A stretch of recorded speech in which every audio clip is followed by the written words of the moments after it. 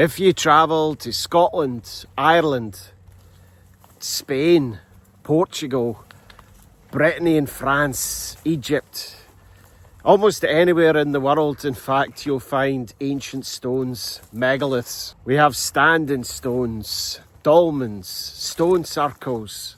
We've been told these ancient sites were built for ceremonial or ritual reasons or as tombs. But after now having visited hundreds of megaliths across Europe and beyond, I believe that isn't the case and they were built for something completely different. What I've come to understand is that these ancient sites were built for the living, they weren't built for the dead. Megaliths for me were built for survival. These structures were built with precision in the landscape. They connect with the earth. They interact with water, light, sound and energy in ways that for me are not accidental. This for me is earth-centric technology. Megaliths that were built for survival, for the continuation of life, not to mourn life. Built out of necessity. These were very pragmatic people. This is something I've come to learn and understand over the last few years. This is not a theory I've picked up in a book. This is from actually going out and experiencing and connecting with these ancient sites and landscapes. My approach to megalith hunting, if you've followed Rep in Nature for a while, has always been experiential. It's been reflexive from actually going out there and connecting with ancient sites. So this video is cathartic in some ways. I'm sharing with you today as an accumulation of my experiences and learnings over the last few years. So in this video, I wanted to share with you what I believe based on these experiences I've had over the last few years, going to hundreds of megalithic sites, as to the purpose of megaliths, why they were built and what they were used for. I believe they were built for survival, not in some abstract way or anything like that, but directly linked to food, water, and the continuation of life. Water is one of the most, clean drinking water is one of the most rare commodities on the planet. And life back then was all about survival. Conditions were incredibly harsh, and these were very pragmatic people. I believe these megaliths were built for survival, the continuation of life, not ceremonial or ritual monuments or for the dead. Megaliths for me, they're functional, practical, and designed to support life. So let's have a look at some megalithic types and start with one of the earliest stone structures. It was spending time alone in nature in Serra da Sintra in Portugal with its incredible boulders which led me to megaliths. And I believe it was the same for our ancient ancestors. Before stone circles, dolmens, standing stones, there was the earth's own monuments, rock formations. I believe natural rock formations were the first megaliths, almost like prototype megaliths. It would have been a gradual process over many, many years, and I certainly don't think our ancient ancestors woke up one day and thought, we're going to build a dolmen or a stone circle. I believe these ancient people viewed the earth as a living entity. I've seen this come to life literally at many sites such as the Callanish standing stones on the Isle of Lewis. At this remarkable megalithic site, you have a natural outcrop known as Knock an Tursa before you approach the southern entrance. One of the rocks has a clear face, a happy one at that, which faces the Callanish standing stones, and the other looks like an animal, perhaps a turtle, which faces the water. You also have in the background here hills which are named Sleeping Beauty as it looks like a woman lying down. I don't believe this is a coincidence. I believe it's a key component as to why they selected this location. These natural rock formations could well have been the first natural megalith at the Callanish standing stones. These people would have venerated these stones, living stones imbued with telluric energy.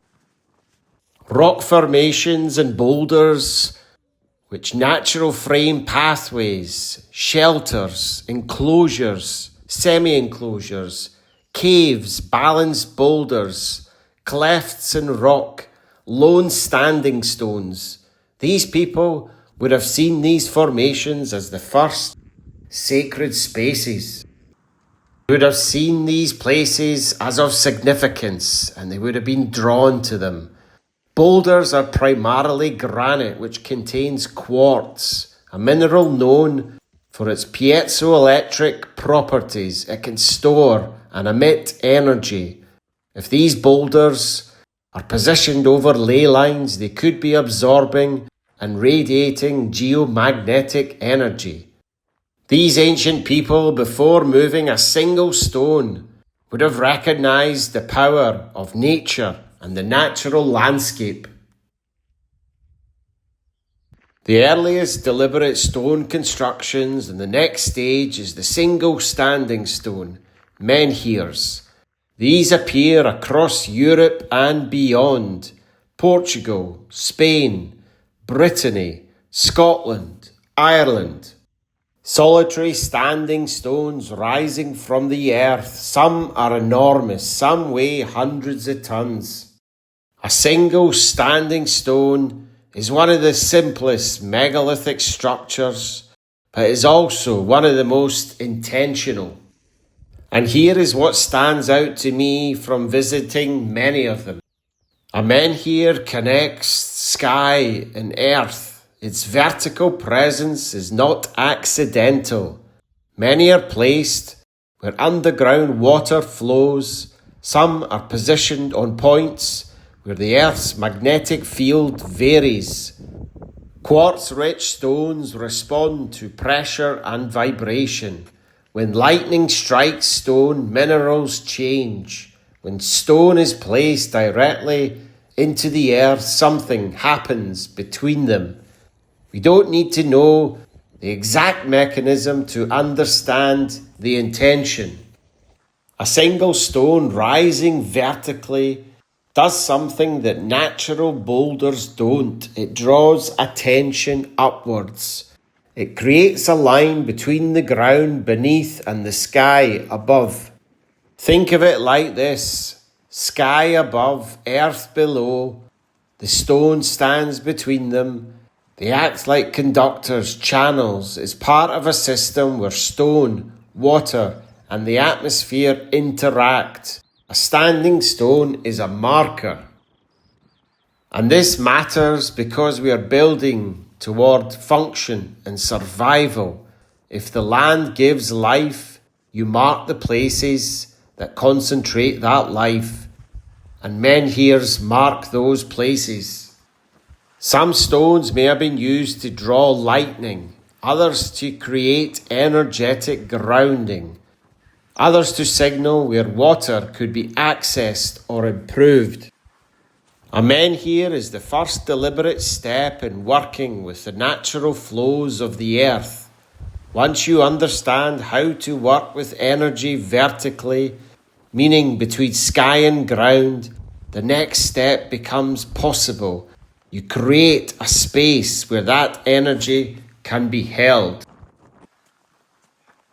As understanding deepened, people began to build chambers. Dolmens appear across the world, from Portugal and Spain to France, Korea, Jordan, India. Different cultures, different landscapes, but the same architectural idea. An enclosed stone chamber built from stone rich in quartz, placed at very specific points in the land. We've been told these ancient monuments were tombs. I don't believe that's the case at all, not after being present and inside so many of them. The evidence is thin. Some dolmens contain human remains, but those remains could well have been added long after the structures were built. And if you spend time inside a dolmen, the intention becomes clear. This space, this chamber isn't about death, it's about transformation. When you enter a dolmen, the atmosphere changes. The confined space within a dolmen intensifies energy. The sound changes, it resonates. Light behaves differently. This is not accidental. These chambers were built to do something. Dolmens are almost always built using quartz-rich stone. Quartz responds to pressure and vibration. It can store and release energy. So the choice of stone is very telling and was deliberate. Many dolmens are aligned to sunrise events, especially at solstice or equinox points. Once or twice a year, light enters the passage and reaches the back of the chamber. This is not symbolic decoration. This is activation. The acoustic properties inside a dolmen are distinct. If you speak or hum, the chamber amplifies and holds the sound. This is because the shape of the chamber is designed to contain energy. A compact, enclosed space concentrates whatever happens inside it, whether that is sound, vibration, or the presence of a person. Research from John Burke in his book Seed of Knowledge, Stone of Plenty showed that seeds placed inside chambers like these gained increased vitality and germination strength. The chamber environment affects biological processes, so these were places to renew life, not to mourn it. And people experience something here too. I've experienced it myself many, many times. The body calms. The mind becomes present. You can feel energized. This is the nervous system syncing with the natural electromagnetic environment of the earth. These were not tombs. They were healing chambers built to support life, strength, and survival. They were practical creations of a deeply connected people, structures built for survival, not superstition, and perhaps proof that our ancient ancestors were far more pragmatic, intentional, and in tune with nature than we give them credit for. Like everything our ancient ancestors built, dolmens had purpose, clear, practical purpose, to restore the body, to renew seeds, to help the community thrive. Once you understand how to concentrate energy inside a chamber, you begin to shape it and distribute it across the land. Dolmens work on the level of the individual. They restore the person. They restore the seed. They renew what is essential for life itself. Stone circles are different. Stone circles work on the level of the community and on the land. They don't just hold energy, they shape it across the landscape. And that leads us to stone circles. Stone circles conjure up an ancient world of druid astronomers, mysterious ceremonies and pagan dances. For millennia we have questioned why they were built, who built them, and how they were built. Were they used for rituals, astronomical calendars, burial grounds? The mainstream view often focuses on these explanations, but after my experiences, I've come to believe something different. We find them across the British Isles, Europe, and across the world, from a cluster of 4 or 5 standing stones to a full ring of megaliths. They are seemingly random in number and arranged in rings of different sizes. And just like dolmens and standing stones, they appear again and again across different cultures, separated by distance and time. Yet the architectural idea is the same. A circle of stones placed deliberately in the landscape with precision and intention. For generations, we've been told these circles were built for ceremony, for ritual, or for worship, that they were built as calendars or astronomical temples. And while many stone circles do track solar and lunar events, I don't believe that was the central reason they were built. I believe stone circles were built for survival. After visiting many stone circles, one pattern stands out. They are almost always positioned above underground water. This repeats too often to be coincidence.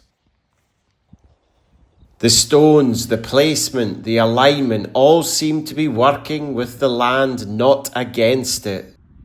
These aren't temples of death or superstition. They are earth-centric technologies, functional monuments built to sustain life, specifically to interact with water. Our ancient ancestors didn't build for decoration or ceremony. They built to live. Stone circles, I believe, were part of a system connected to clean water, vitality, and survival. Stone circles are often built directly above deep underground water veins. If you map them across Scotland or Europe, they sit on aquifers, wells, and underground streams. Our ancient ancestors knew where water moved beneath their feet. They could sense it. They could feel it. By tuning into the land, they were deeply connected to the earth. Water must have been viewed with reverence. Clean drinking water was rare. It was life itself. That's why they went to such extreme efforts to build these monuments. They also sought healing water, water charged and renewed by the earth's energy. These circles may have marked where sacred wells rose, intersections of earth energy lines and flowing water. What if stone circles were ancient water temples? What if they were designed to create sacred, purified water? Humanity has always revered springs, intuitively understanding their healing power. Even medieval cathedrals and chapels were built above ancient wells, a continuation of that same reverence for water as a living force. Primary water, deep, unpolluted, and under natural pressure, rises from within the earth. It's limitless, clean, and vital. And I believe stone circles were placed above these sources to enhance and harness this energy. Many stone circles follow a spiral layout. The spiral was sacred, symbolizing motion, energy, and the cycle of life. Perhaps these spirals mirror the natural movement of water below. Underground water conducts electromagnetic energy, and the stones themselves act like amplifiers. Standing stones, rooted in the earth, aligned above these veins, may have acted like batteries or conductors, absorbing, focusing, and redistributing energy. The choice of stone mattered. Granite, for example, is rich in quartz, a mineral that, when compressed, generates electricity, Water acts as an electrolyte, carrying that charge. This may have been a deliberate design to activate the water itself. Many circles also have acoustic properties. When you hum or even tap the stones, they resonate. Sound becomes part of the structure, part of the experience. Energy in motion through air, stone, and water. Our ancient ancestors worked in harmony with the planet. They understood that energy, sound, and water were connected. Through that understanding, they built monuments that sustained life. That's why we have so many stone circles, not as tombs or ritual sites, but as living systems, functional, intentional, built for survival. And that's the essence of megaliths. Each stage, from rock formations to menhirs to dolmens to stone circles, shows an evolution in understanding the earth, a technology based on alignment, awareness, and cooperation with nature. These stone circles still hum with that purpose. If you listen quietly, they remind us what it means to live in harmony with the planet, to build not for control, but for balance and survival. That's what our ancient ancestors knew. That's what we've forgotten. And that's what we can learn again. When we look at these ancient sites today, the rock formations, the menhirs, the dolmens, the stone circles, it's easy to admire the mystery, the scale, the alignment, but forget why they mattered. And the truth is, the purpose behind these sites isn't just ancient history. It's directly connected to us, to now, to the world we're living in today. Our ancient ancestors didn't see themselves as separate from the earth. They lived in relationship with it. They listened to it. They depended on it fully. They weren't passive observers of nature. They were participants in a living system. And when you visit hundreds of these places, as I have over the last few years, you begin to understand something profound. They didn't build megaliths to dominate nature. They built them to work with nature. Water, stone, energy, light, sound, landscape, alignment. Everything was interwoven into a practical system of survival.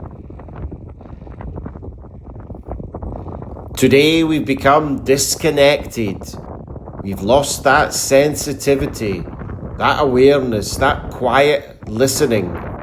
We live in a world of noise, speed, and distraction. A world where water comes from taps and electricity from walls. A world where we forget the land beneath our feet even exists. Our ancient ancestors didn't have that luxury. Their lives depended on paying attention. And I think that's why these ancient sites hit so deeply for people today. They remind us of something we've forgotten, a different way of living, a different way of being human. Modern archaeology often labels these places as ceremonial, ritual, or symbolic. And maybe some were. But after visiting so many, after being inside dolmens, walking stone circles, tracing alignments through the landscape, I'm convinced their primary purpose was practical, healing, water purification, vitality, agriculture, life. These were survival technologies, earth-centric technologies, built because life was harsh, built because water was rare, built because the continuation of the community depended on it. And that understanding, that relationship, is something we desperately need to rediscover today. So what can we learn from all of this? Not in an abstract way or a nostalgic way, but in a real, practical, grounded way. When you look at these ancient structures, the rock formations, menhirs, dolmens, stone circles, a pattern emerges, a way of living emerges, a relationship with the earth that we've almost completely forgotten. So here are 3 things I think we can take from the people who built these monuments. These people lived in conditions far harsher than ours, and yet they survived, they adapted, they thrived because they paid attention. They built in harmony with the land. They worked with water, stone, sound, and light. They understood the earth, not as a resource to be extracted, but as a partner. Everything they built had purpose. There were no decorative monuments, nothing symbolic for the sake of symbolism. These structures kept people alive, with clean water, with healing spaces, with places designed to renew strength. That's not accidental, that's intentional survival. In the modern day world, we treat connection as a luxury, something you do on a walk perhaps or on a holiday. But to these ancient people, connection wasn't optional. Connection was survival. They listened to the landscape. They read water, stone, wind, light. They learned through sensation, not through theory, the same way you do when you visit these sites. They built structures that amplified natural forces they depended on. And that kind of awareness, that deep sensory connection to the earth, is something we've almost completely lost. But it's something we can relearn, not through textbooks, but through experience, by stepping back into the land and by actually going to these places. We often talk about ancient technology as if it's mystical or unreachable, but the truth is simpler. Our ancient ancestors worked with what was already here: water, stone, light, sound, electromagnetic fields, the shape of the landscape, the movement of the sun. This wasn't superstition, this was practical, earth-centric technology built to support life. And while we don't build like this anymore, the need is still here. We still need clean water. We still need spaces for healing. We still need balance with the natural world. We still need grounding. We still need connection. These ancient monuments remind us that the earth itself is technology, and that the people who came before us understood that better than we do today. So when we look at these ancient sites today, we're not just looking into the past. We're looking at a different way of living, one built on attention, connection, and survival. A way of living that still has something to teach us. So there we go. That's what I've come to understand over the last few years, that megaliths were not built for ceremony, ritual, or death. They were built for survival. They were built for life, for the continuation of life. These people, our ancient ancestors, were very pragmatic. They were part of a practical system of living in harmony and connection with the land, something we don't do today.